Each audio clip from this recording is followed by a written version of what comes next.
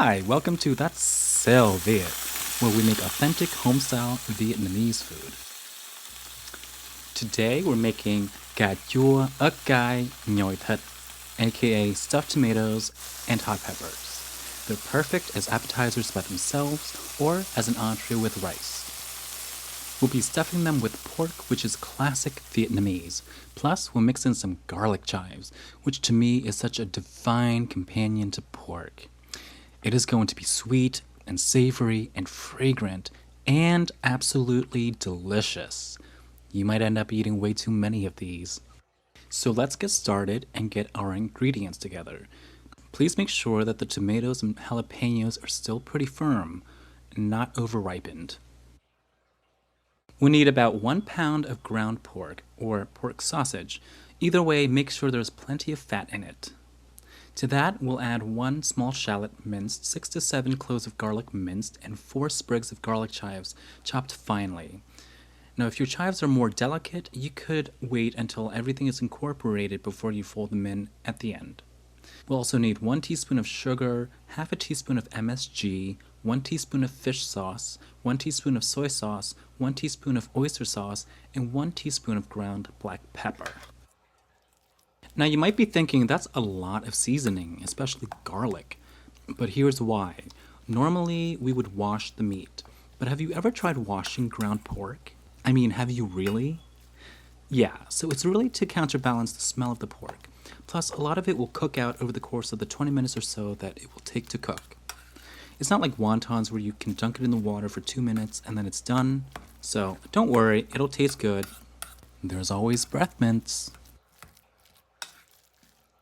Then we need to taste it to see if the seasoning is right. So scoop up a little piece and cook it in the microwave for about 15 seconds. In this case, add 1 extra teaspoon of sugar to balance out the saltier fish sauce we're using, which was the Squid brand. If we were using, say, the Three Crabs brand, it might not be such an issue. But we're going to repeat this process until the seasoning is just right.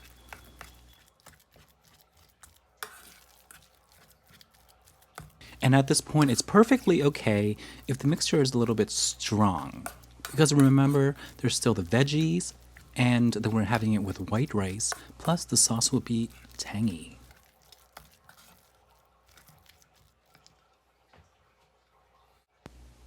And now we're ready to prep the tomatoes.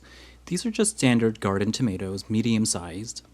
Cut them horizontally or along the equator if the stem is the North Pole.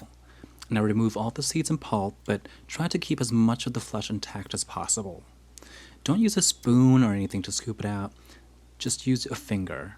And we're going for a honeycomb look, and you would be surprised how much meat each empty space can hold, because as you can see, they go in pretty deep. And then repeat for the rest of the tomatoes.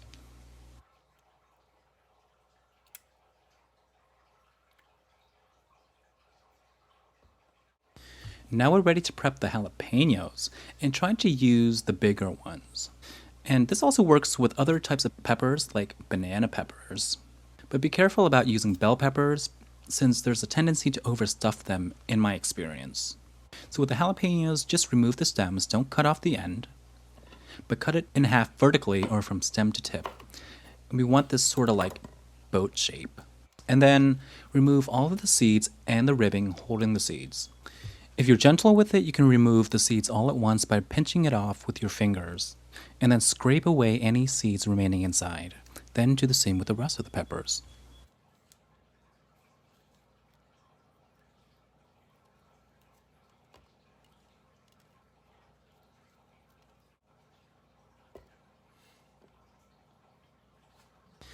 Now we're ready to stuff the tomatoes. So place a spoonful of the pork mixture onto the tomato and then smear it across the surface as you gradually push more and more meat into each empty space. See, this is why we don't want it to be over-ripened. Otherwise, it would just get all mushy. Plus, there's a really nice tart flavor that comes with tomatoes that aren't over-ripened. This is what we call cà chua in Vietnamese, which means tart tomatoes. And then finish it off with about a 1/4 inch to a 1/2 inch of meat on top, and then repeat for the remaining pieces.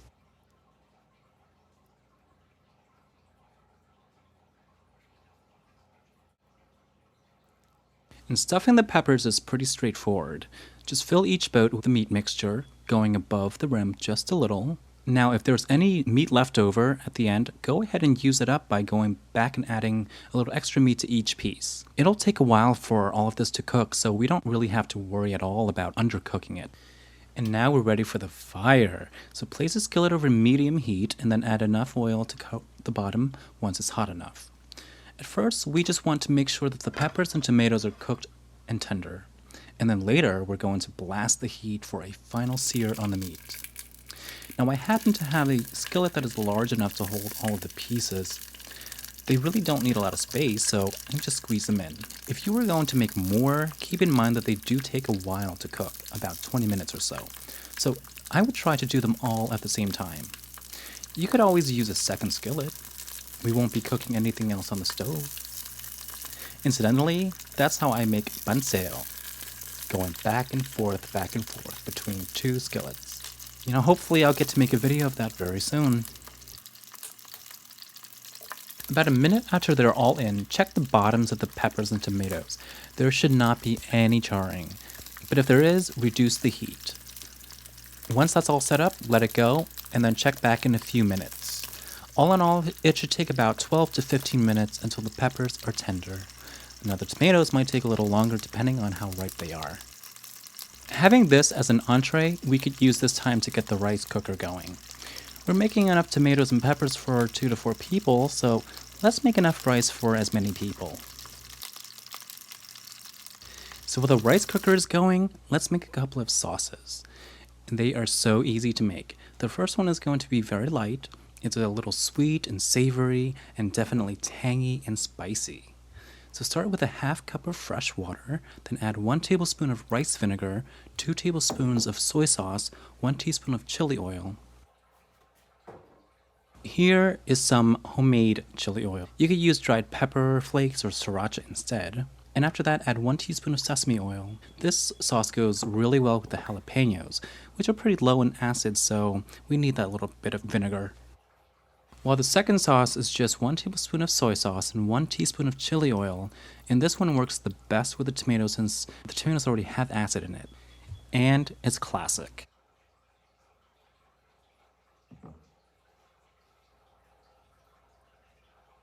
Once we're done with these sauces, check back with the tomatoes and peppers. After 12 to 15 minutes from when we put them in the skillet, the flesh should be tender and the pork should be cooked around the edges.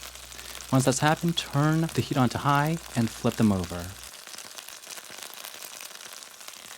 The bottom should be nicely browned, and there may be a little charring, but there really should not be too much charring. Then we're going to cook the meat side for about 5 minutes. And here's where you do not want to step away from the fire. There's sugar in the meat, so it'll brown very quickly. So check on it about every minute or so to see how it's doing. Once there's some color on it, it'll turn dark very quickly, so remove them from the heat as quickly as you can.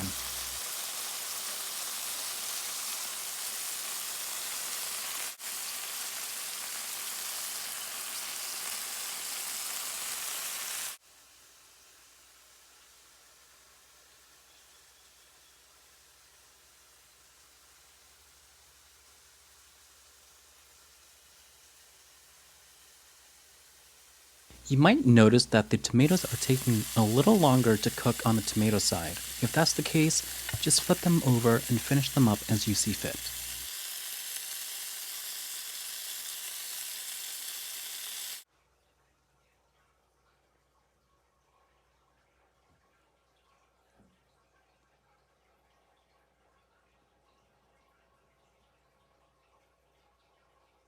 Serve them by cutting the tomatoes into quarters.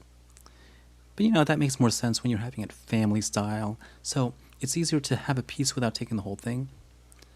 But anyway, enjoy it as an appetizer or with some rice as an entree like I'm doing. Here I've seasoned my rice with seaweed salt, sesame seeds, fresh shallots, and a drizzle of chili oil.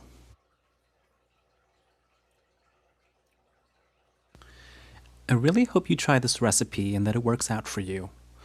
Please leave me a comment and let me know how it goes. If you got anything out of this video, please like, comment, subscribe, and share it. Thank you so much. Have a good day, and until next time, enjoy.